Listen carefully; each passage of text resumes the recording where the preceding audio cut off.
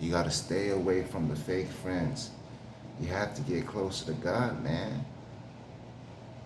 That's why people in jail get closer to God, because it's just them and the book. It's them and their religion. You get to study better without distractions, you know? Like I said, when I was in jail, man, my last time, that was 2009. When I converted, it was crazy, dog. On my way to converting, my Crip homeboy by the name of Bundle Pete from Compton in Seattle introduced me to reading the Quran one time when I was a Christian. And I didn't even read it for 2 years, man. I didn't read the Quran for 2 years. I was like, psh, them guys blew up the World Trade Center, and I've been to the World Trade Center. When I lived in New York City, I I was what, 1992? And my uncle from Houston came to New York City and said, hey, I want to get on those Twin Towers and go to the roof. So we're like, all right. So me and my cousin from Brooklyn, we all went, and we went to the very top of the Twin Towers. Your ear starts to pop when you get on the elevators. When you get on the elevator, you go up and then you go to another transfer elevator. It's not just one straight elevator. It changes every like 30. So your ears start to pop. And I was scared, man. I was on that roof. You know what I'm saying? But the floor right before the roof, you can look down outside the window and everybody looks like an ant. So I've been on top, you know what I'm saying, of the Twin Towers. But when I heard what happened on 9/11, I wasn't in New York, I was in Houston. But my mom and sister was in New York, and it really affected their jobs, living condition. You know what I mean? While I was in Houston messing up, getting high, smoking water, smoking weed, sipping lean, just having a blast, and pretty much nearly dying getting into beef with people, with a certain person. People that were supposed to be my friends turned on me because they saw that my life was changing into a different like lane. You know, me being a rapper, doing a screwed and chop, people started to be like, who you think you are? You know, like, oh, you think you better than us? Da, da, da. It's like, what the fuck? I just got something to do. I don't do what you do anymore. I'm still coming here to visit you. How you mad at me for improving my life, doing something that might benefit me, you know? So what I'm saying is, I never even knew who Allah was, Islam was, when I lived in Houston. It was till I moved to Seattle 2007, 2006, when I kept getting locked up, when I got addicted to water and shit. It was some bad stuff, man. Like, I got caught selling weed. And then from then, that's how I became a sushi chef, because I wanted to leave. I wanted to get home, work release. I wanted to get work release so I could leave and do something instead of just staying in jail. So I got a job as a sushi chef, thanks to the grandma that I lived with. She was like, hey, you should be a sushi chef. So from then on, I used to go to work. When I started going to work release, I would go straight to jail after work, and then in the morning I would leave jail and go straight to work. And I'll be grubbing, because I'm like able to eat the sushi there. But I took that opportunity and I learned and I did good at it. But when I got out, while I was going through that, I bumped into somebody that reminded me of Houston that was smoking water. So I got addicted to it again in Seattle. I never thought I would too. I never thought it was up here, because when I moved to Seattle, I knew nothing about Seattle. But long story short, I got addicted to the water. My life started going down the drain. I was still rapping, all that stuff, but one day I just was sick of it. It was my 10th time in jail within the 10-year frame, from 2007 to 2017. And I was just like, I'm tired of it. And I was like, let me go read the Quran. This was when I was my 10th time in jail. Let me look for a Quran. So I had to look for it. It wasn't just there. You had to ask people. You had to write a letter somebody had it in their little cell, and I was reading it. I just read the first page, and then they were like, pack your stuff, you're going to the other place, RJC.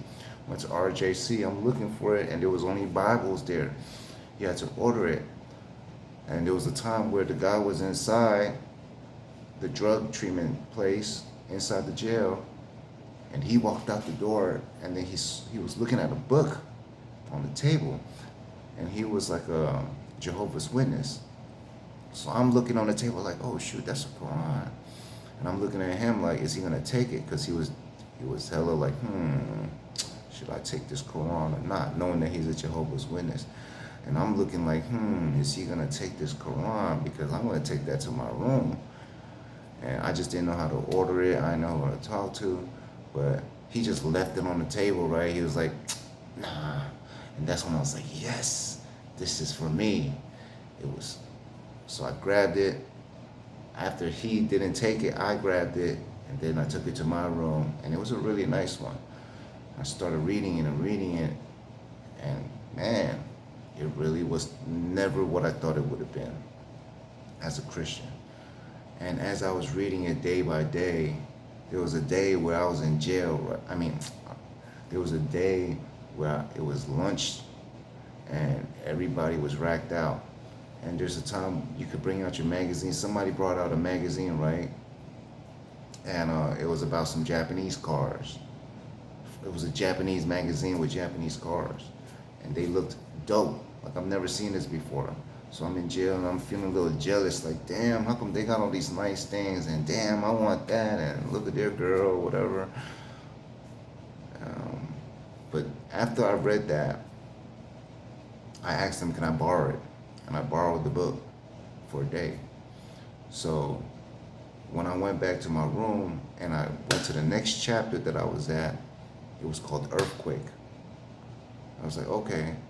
And every day, I read a chapter. Somebody told me that, hey, you should read a chapter every day. I took it slow, and I did that. And it was really telling me things that, there was a time where I cried as I read it. But I can just tell you this most craziest part is the earthquake. When I read the earthquake, and I was like, wow, this is crazy, you know what I mean? The next morning, because the same day I read the earthquake was the same day I read the Japanese car magazine, and I felt jealous about it. So the next day when I wake up in the morning, guess what happens? An earthquake from Japan, 9.0, 9.5, or whatever it was. It was the one that really messed up Japan, Fukushima. That's when I was locked up in RJC. I woke up in the morning, they said a huge earthquake, and the first thing I thought was, damn, I was just reading a book, getting jealous over these cars and just feeling some type of way about something that God might have just took away. Like, it really spoke to me when I saw that Japan just got an earthquake after I just read the Quran, trying to get closer to God, on a chapter called Earthquake. Is that not God speaking to me? A coincidence that was the only day that I get to read a Japanese car magazine, the only day in the RJC somebody brought down a magazine. He's a black person too, he's not Asian. And I saw the magazine. I also was drawing art, so I think I wanted to draw one of the cars, right? But just me getting jealous.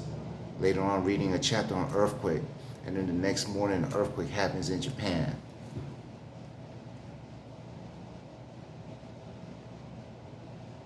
That is just too close of coincidences. If the magazine was from Cali or something, the magazine's from New York or something, race cars from New York can be different, but this was a magazine from Japan. And then the earthquake I read in the Quran. And then the next morning, earthquake in Japan. Do I still want that car or not? I don't even want that shit no more. I'm like, I am unmaterialistic right now. Just that one incident made me very unmaterialistic. Like, I thought of things differently now because it spoke to me so fast that Be careful what you're chasing after. Be careful what you're jealous of. Be careful what you hate somebody for, because that can be taken away from them the next day with a snap of a finger. You wake up in the morning, that person that you was jealous with about his house, tsunami. You know what I'm saying? Flood, whatever you was jealous about, it got taken away from them. So I hope you understand why I believe, and I've seen a lot of miracles. This is just the one that really caught me. So if y'all like to hear more miracles from me that has to deal with God, push a comment, put a comment, push like, share, subscribe, because I got a lot more miracles that I haven't told nobody. So I hope it inspires y'all to read. And like I said, it's really important to read away from electronics, man. That's the only way. I'm telling you, that's the only way you're gonna get closer to God. Electronics is what's destroying us, really. So if you're not going online to learn, observe, to gain some kind of knowledge, you're going online to waste time.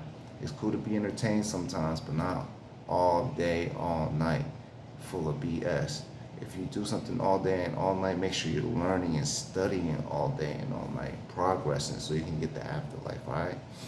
Wisely, I hope you like my first chapter on why I converted to Islam and how I got inspired to do what I do today with Islam.